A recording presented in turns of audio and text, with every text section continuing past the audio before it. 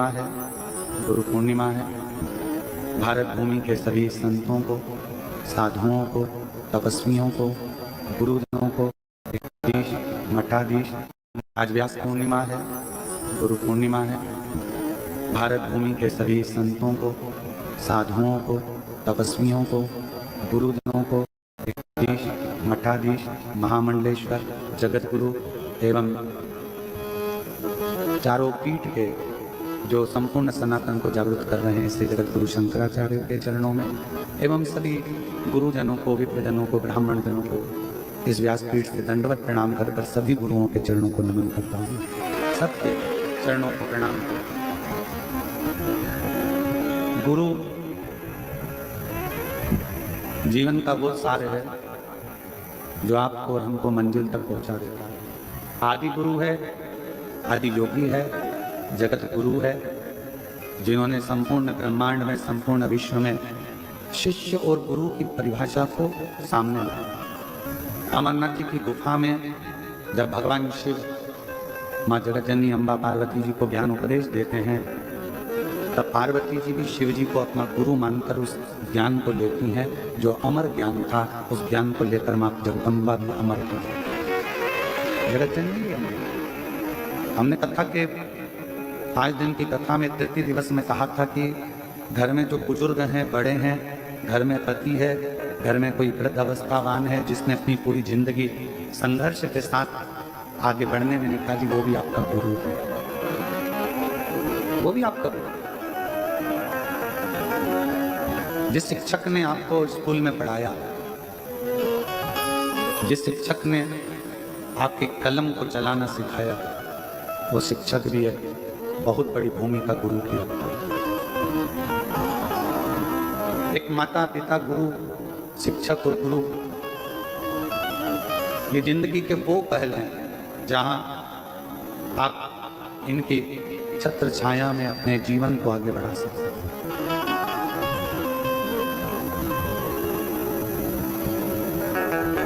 और बचपन खेल में खोया, जवानी घर सोया, बुढ़ापा देख कर रोया, सिराने हमारा बचपन, दुनिया कहती है कि माता की गोद में निकला, पर माता के संस्कारों में हमारा बचपन नहीं।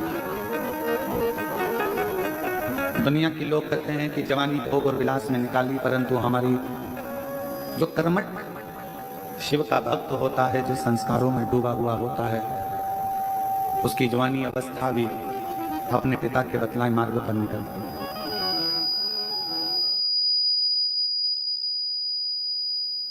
और एक अच्छा शिक्षक आपकी जिंदगी में मिल जाए तो आपके सारे मार्गों को विद्या के माध्यम से खोल देता है।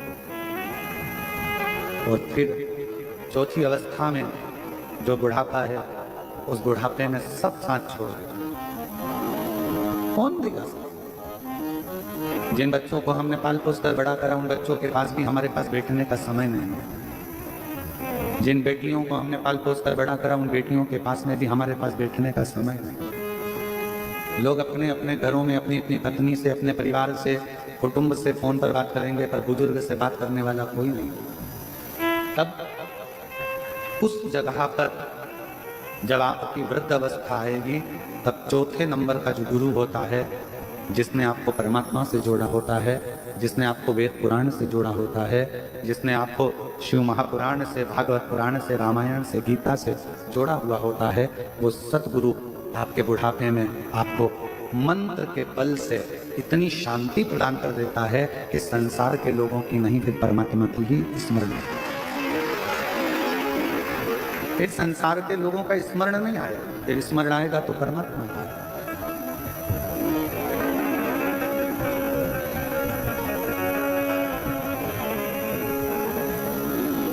कोई स्मरण कराए। एक अवस्था के अनुसार परमात्मा की भक्ति को धारण करवाने के लिए गुरु का पद बहुत टीवी के माध्यम से आज व्यास पूर्णिमा, गुरु पूर्णिमा महोत्सव में मना रहे हो। मान लो तुम्हारा भी कोई गुरु नहीं है ना, तो आज ही एक निर्णय करना और अपने घर में या शिवालय नजदीक में मंदिर हो, वहां थोड़ा सा जल चढ़ाकर श्री शिवाय नमस्तुभ्यम बोलकर शंकर जी को अपना गुरु बना लेते।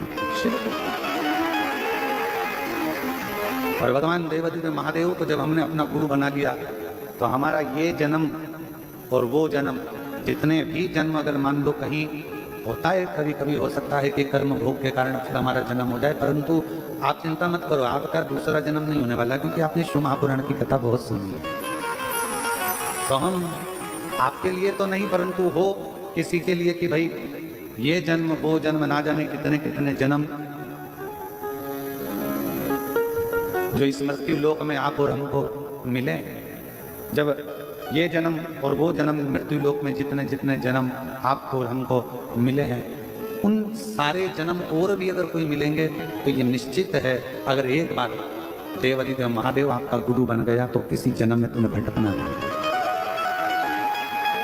और मैंने तेरे ही भरोसे बाबा, तेरे ही भरोसे हवा विच उड़ती जावागी बाबा, डोर तो छड़ी ना कटी जावागी।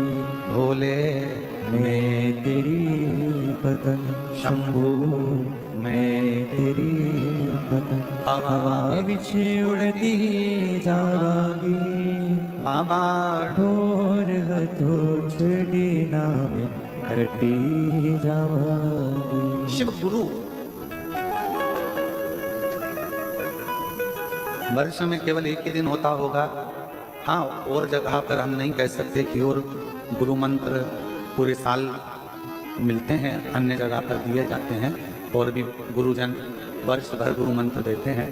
और कुबेरेश्वर धाम पर तो केवल एक ही दिन, केवल गुरु पूर्णिमा के दिन ही गुरु दीक्षा और शिव दीक्षा है, केवल एक।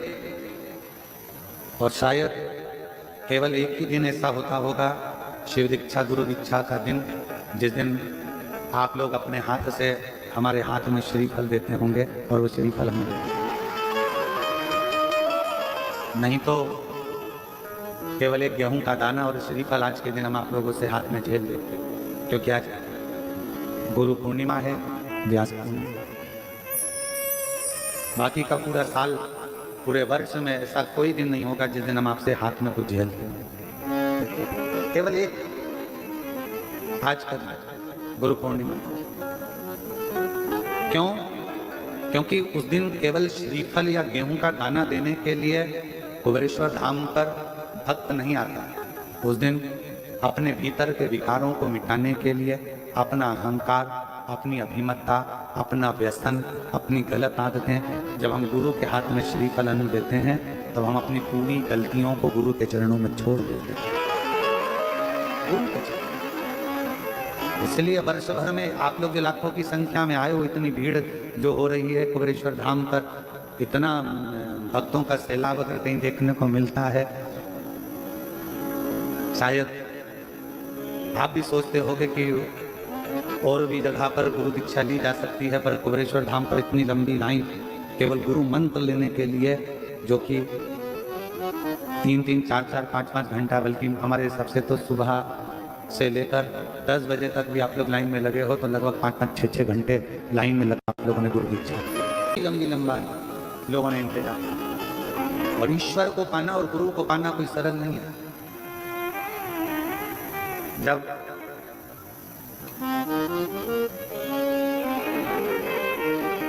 नामदेव जी महाराज गुरु दीक्षा लेने के लिए गए,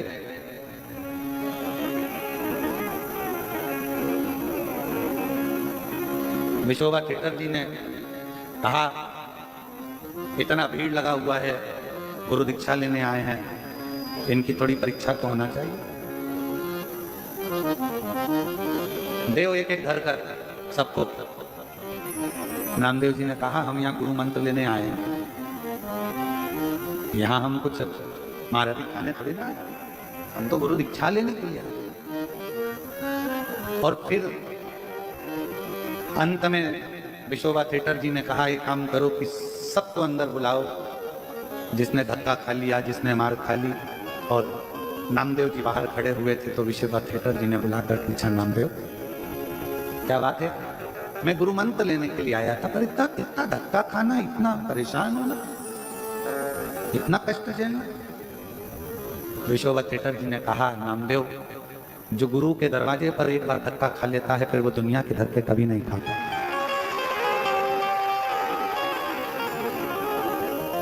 एक बार गुरु जिसको तपा लेता है, गुरु का दरवाजा अगर कोई पहुंचा और अरे हमको जल्दी जाना है, हमको ये करना है, और मालूम पड़े देरी में देरी, धक्का, लाइन लगी है, बहुत इंतजार हो रहा है, हम मंत्र मिलेगा, गुरु चरण का दर्शन मिलेगा, गुरु पाठ का दर्शन मिलेगा, कुछ और इंतजार करते रहे, फिर भीड़ भड़का धक्का।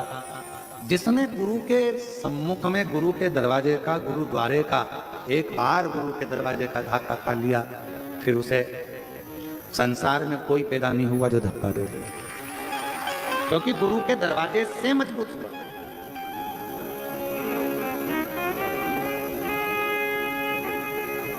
जो ब्राह्मण बच्चे गुरुकुल में पढ़ते हैं, उनको गुरुकुल में जाने पर कपड़े खुद धोइए, बर्तन मांजिए, भोजन बनाइए, सेवा करिए, झाड़ू लगाइए, पौधा लगाइए, वृक्षों में पानी दीजिए, सबके कपड़ों की घड़ी बनाइए, जाओ सेवा पर सेवा, सेवा पर सेवा। शिष्य से, ब्राह्मण बच्चों से जो गुरुकुल में रहते हैं उनसे गुरुजी करवाते। क्यों? क्योंकि गुरु के दरवाजे पर आया है तो थोड़ा धक्का खा लेगा। गुरु के दरवाजे पर आकर अगर मेहनत कर ली है, गुरु के दरवाजे पर आकर अगर सेवा कर ली है, तो निश्चित है कि ये दुनिया में बहुत आगे बढ़ जाएगा। इसको कोई रोकने वाला है, इसको कोई रोकेगा नहीं, ये निश्चित। और गुरु ऐसी चलाओ मेरी कार, जहाँ में देखा हो शिव सरकार। मेरे बाबा, हे गुरु, इस जीवन में और इस गाड़ी के चार हैं पाए, इस गाड़ी के चार हैं पाए। धर्म, अर्थ, काम और मोक्ष के ये चार चक्के हैं। और एक बात और स्मरण में रखो, गुरु को समझना और गुरु को परखना दोनों बड़ा भारी है। दुर्वासा बाबा पहुंच गए द्वारकाधीश के दरवाजे पर, आवाज लगाई, मुझे कोई मेहमान रख लो, मुझे कोई गुरु मेहमान रखो, मुझे अपने घर में अतिथि रखो। सूचना मिली द्वारकाधीश को कि गुरुजी आए, दुर्वासा ऋषि आए, और हमारे द्वारकापुरी में आवाज लगा रहे हैं कि गुरु बनाओ, मेहमान रखो, मेहमान रखो, मेहमान रखो। मुझे अपने घर में कोई मुझे मेहमान बना लो, कोई मुझे अतिथि बना लो, और कोई गुरुजी कोई अपने घर में बुलाने को तैयार नहीं। क्यों? क्योंकि दुर्वासा बाबा को क्रोध बहुत आता था, और क्रोध आता था तो वो श्राप दे देते थे। अब सूचना मिली द्वारकाधीश के पास में कि दुर्वासा ऋषि आए हैं और वो कह रहे हैं कि मेरे को कोई अतिथि रख लो, मेहमान रख लो। द्वारकाधीश राजा भगवान कृष्ण ने हाथ जोड़कर मन में विचार करा, अपनी नगरी में गुरु आया, श्राप देगा तो भी स्वीकार होगा, चलो चलकर बनाते हैं। पहुंचे, प्रणाम किया, हाथ जोड़ा, नमन किया, आप हमारे अतिथि बन जाओ, आप हमारे मेहमान बन जाओ। दुर्वासा जी ने कहा, तुम मुझे मेहमान तो बना रहे हो, पर मेरी बात मानना पड़ेगा, हम तुम्हारी बात मानेंगे, चलो बनो मेहमान। तुम मुझे जानते हो ना, मेरे को क्या पसंद है क्या, हम सब जानते हैं, आप चलो मेहमान बनो। दुर्वासा बाबा मेहमान बन गए। दुर्वासा ऋषि कभी तो रसगुल्ला खाने को मांगे, कभी गुलाब जामुन मांगे। द्वारकाधीश बाबा ने अपनी नगरी में भंडारियों को सूचना कर दी कि जब तक दुर्वासा ऋषि द्वारका में रहें तब तक 56 तरह का भोजन बनाकर तैयार रखें। इसलिए द्वारकापुरी में आज भी 56 तरह का भोजन प्रतिदिन बाबा की उस अविरल धारा में बनता रहता है, और 56 भोग द्वारका नाथ को लगता है। और मैं द्वारकाधीश पुरी के सभी विद्वत ब्राह्मणों के पावन चरणों को नमन करता हूँ, पुजारियों को नमन करता हूँ, पंडाओं को नमन करता हूँ, जो द्वारकाधीश की सेवा में, दाऊ दादा की सेवा में दिन रात लगे रहते हैं, और प्रतिदिन बाबा द्वारका नाथ को 56 भोग लगाते रहते हैं। ऐसे ब्राह्मणों को, ऐसे पंडाओं को, ऐसे द्वारकाधीश के पुजारियों को, ऐसे पंडाओं का नमन करता। अब द्वारकाधीश के पवित्र भूमि पर तो रोज 56 भोग बने। एक दिन दुर्वासा बाबा जिस कुटिया में रहते थे उसमें उन्होंने आग लगा दी। आग लगाने वाला कोई दूसरा नहीं था, दुर्वासा ऋषि ने। पूरे नगरी में बात हो गई, दुर्वासा जी की कुटिया जल गई, कुटिया जल गई। सबने पानी लाए डाले, द्वारकाधीश आकर खड़े हो गए। भगवान द्वारकानाथ ने कहा आग कैसे लगी? सब आग बुझाने में लगे थे। दुर्वासा ऋषि पीछे से आके थपथपाकर पीठ को बोले मैंने लगाई। द्वारकानाथ बोले आपके घर में आपने आग लगा दी? तो कहा मेरी मर्जी, मैं तो मेहमान हूं, आग भी लगा सकता। द्वारकानाथ ने सोचा ठीक है, दो हरी अच्छा। अब उधर तो झुपड़ियां जल रही थी और द्वारकानाथ से दुर्वासा ऋषि ने कह दिया कि मुझे खीर खाना है, अभी कभी बोलो। खीर लेने के लिए आवाज लगाई द्वारकानाथ ने, रुक्मणी जी खीर लेकर आई। रुक्मणी जी ने खीर द्वारकानाथ को दी, द्वारकानाथ ने खीर दुर्वासा ऋषि को दी। दुर्वासा बाबा ने खीर आदि खाई और आदि खाकर भगवान कृष्ण के ऊपर फेंक दिया कटोरा। और जो खीर का कटोरा द्वारकानाथ के ऊपर दिया, देते से ही कहा कि इस खीर को पूरे शरीर पर लगा लो। द्वारकाधीश ने पूरे शरीर पर खीर लगा ली। रुक्मणी जी को हंसी आ गई, ऐसा मेहमान किस काम का जिसने तुम्हारी ही दशा बिगाड़ दी। दुर्वासा बाबा को क्रोध आ गया और द्वारकानाथ जी से कहा आज मैं रथ पे बैठकर पूरी द्वारका घूमने के लिए जाऊंगा, पर रथ में कोई घोड़ा और घोड़ी नहीं लगेंगे, रथ को खींचने के लिए रुक्मणी लगेगी। ये हंसी है ना, इस रुक्मणी को रथ खींचने के लिए लगाना पड़ेगा। माता रुक्मणी जी को रथ खींचने के लिए लगाया गया। भगवान द्वारकानाथ पीछे पीछे चल रहे थे। दुर्वासा बाबा हाथ में चाबुक लेकर रथ पर चल रहे थे। थोड़ी दूर रुक्मणी से रथ खींचते बना, फिर आखिरी में रुक्मणी जी चक्कर खाकर नीचे गिर गई। जल का छींटा देकर उठाया और उठाकर दुर्वासा ऋषि ने कहा द्वारकानाथ, इन रुक्मणी जी ने मेरी हंसी उड़ाई है, इनको तुम्हें द्वारका से त्यागना पड़ा। आज भी द्वारकापुरी में रुक्मणी जी का मंदिर द्वारकाधीश के मंदिर से कोसों दूर है। अगर आप लोग गए होंगे द्वारकानाथ कभी द्वारकाधीश दर्शन करने के लिए, तो आपने दर्शन किया हो। और भगवान दुर्वासा ऋषि ने कहा कि मैंने तुझे खीर खाकर तुम्हारे शरीर पर खीर फेंकी थी, वो खीर तुमने पूरे शरीर पर नहीं लगाई। कहा नाथ लगाई तो सभी पूरे शरीर पर, पांव के तलवे में वो खीर नहीं लगी। प्रभु आपकी खाई प्रसादी थी, मैंने सोचा पांव के तलवे में कैसे लूं। दुर्वासा जी ने कहा एक गुरु अपने शिष्य को अगर जो कार्य करने को बोले, अगर वो कार्य पूर्ण तरह से शिष्य करे, तो ये निश्चित है वो बड़े से बड़े काल से भी बच सकता है।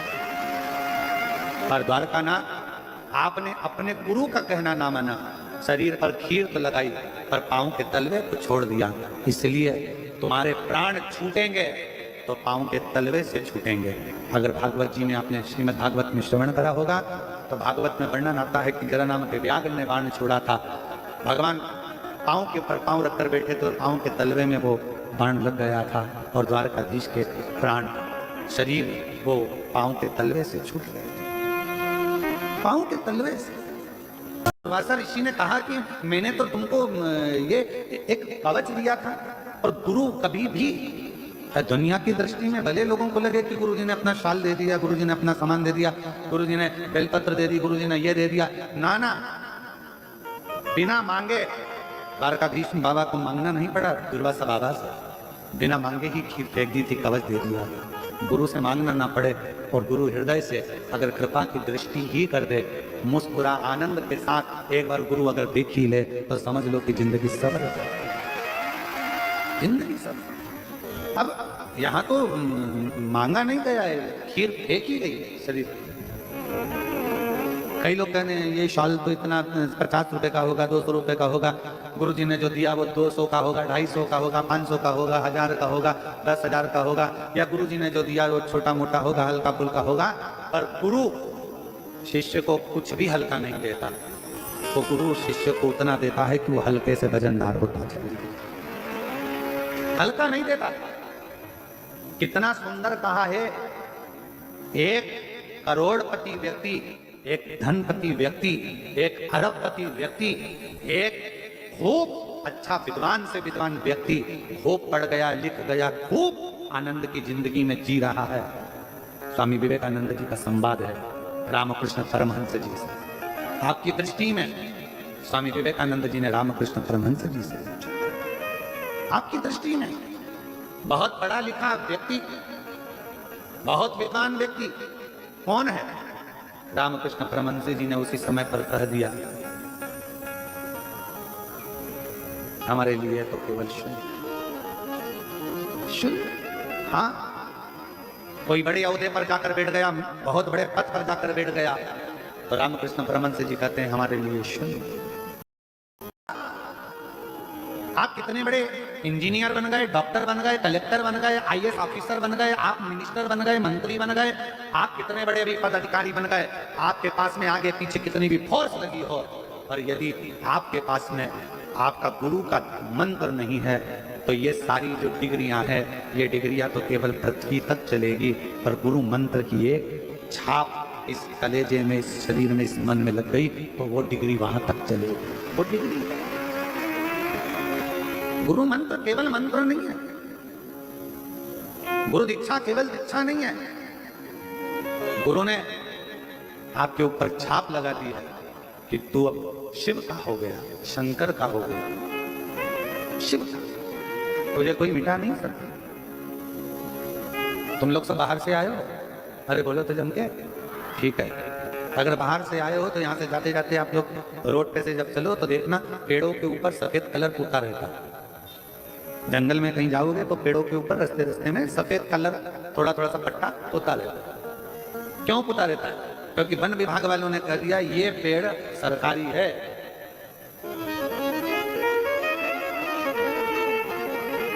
ये पेड़ सरकारी है, ये पेड़ गवर्नमेंट का है, इस पेड़ को कोई काट नहीं सकता। अब जरा विचार करिएगा, सफेद पट्टा पेड़ पर लगा तो पेड़ को काटने की किसी की हिम्मत नहीं हुई। उसी तरह गुरु पूर्णिमा के दिन जब गुरु दीक्षा का मंत्र कानों में पड़ जाता है तो किसी की हिम्मत नहीं कि तुमको मिटा सके। और गुरु दुर्वासा बाबा ने जैसे खीर दी, शरीर पर लगाई, खीर दुनिया की दृष्टि में खीर थी, केवल दुनिया की दृष्टि में वो खीर है। पर मेरे दुर्वासा जी ने खीर नहीं दी थी, मेरे गुरु बाबा ने तो कवच दिया था, उस कवच को धारण करना था। और गुरु अगर कोई चीज दे दे तो समझ लेना कि वो करोड़ों की है, वो कवच के रूप में हमारी जिंदगी में कहीं ना कहीं हमको बचाएगा। ऐसे देता ही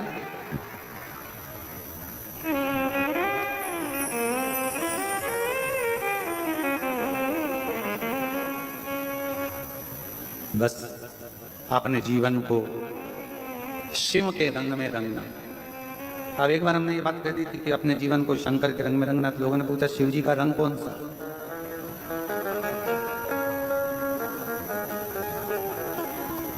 शिव जी का रंग कौन सा? अच्छा जाने तो पानी का रंग कौन सा है?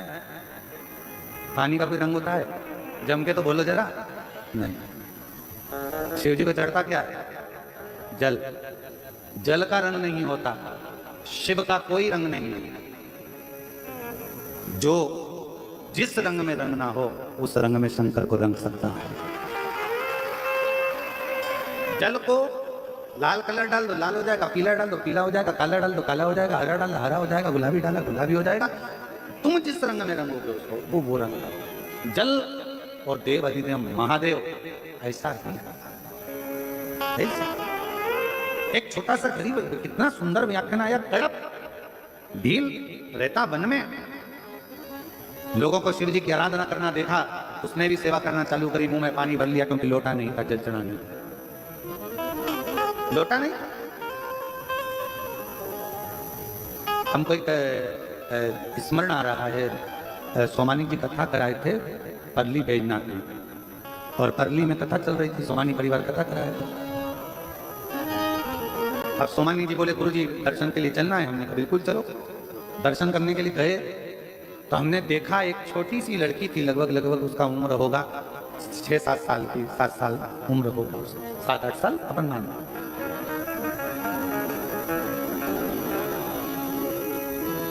सब हाथ में दूध और जल लेकर खड़े थे उस बाबा देव अधिदेव महादेव परली श्री बैजनाथ जी को चढ़ाने के। सब खड़े थे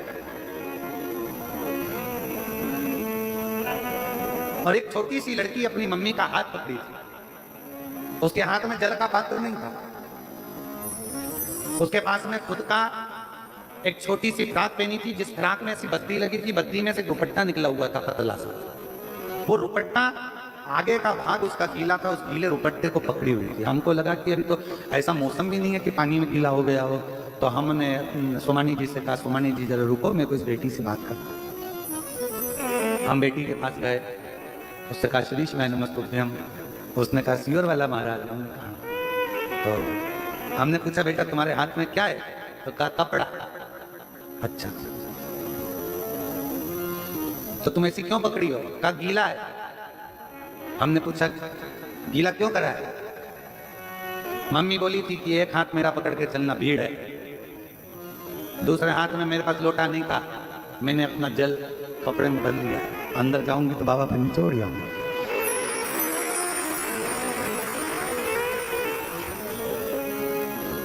अब ईमानदारी से बोलो, बाबा सोने का लोटा और चांदी के लोटे देखेगा क्या? मेरे बाबा हीरे का चूड़ा, हीरे के लोटे, आभूषण, सोना और चांदी का लोटा मेरा बाबा नहीं देखेगा। मेरा बाबा तो केवल तुम्हारा निर्मल भाव देखेगा, उस बच्ची का कोमल स्वभाव देखेगा जिसमें कोई कपट नहीं है। शिव जी को रिझाने के लिए उसके पास जो था वो समर्पित करने के लिए चले। शिव और जल और गुरु भी ऐसा ही होना चाहिए। मेरे ओगड़ बाबा को भील ने अपनी आंख निकाल कर चढ़ा दी, जूते से मंदिर साफ कर रहा, शिव जी उस पर कृपा कर देते, मुंह में से पानी भरकर छोड़ दिया, शिव उस पर कृपा कर देते। ऐसे हैं जिनको बेर अति प्रिय।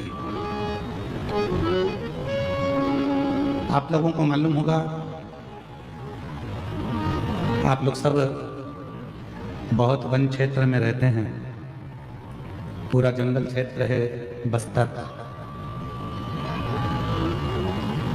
और इस वन क्षेत्र में ज़्यादा मात्रा में आम भी मिल जाता है, और एक फल वन क्षेत्र में ज़्यादा मिलता है जिसको बेर कहते हैं। अब हमारे उधर तो इसको बेर कहते हैं, तुम्हारे इधर बेर कहते हैं, बोर कहते हैं, क्या कहते हैं? जम के बोलो, बेर कहते हैं। आता है इधर? बोलो तो जम के आता है। दो देव ऐसे हैं जिनको बेर अति प्रिय है। एक मेरे देवाधिदेव महादेव और दूसरे मेरे अयोध्या के श्री रामचंद्र भगवान, जिनको बेर अति प्रिय है।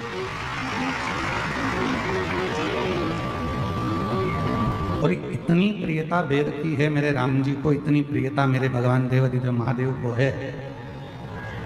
इस बेर के पीछे माँ जगत जननी ने एक बार भगवान शंकर से प्रश्न किया, और आप लोगों को भी उस प्रश्न का उत्तर स्मरण में होना चाहिए।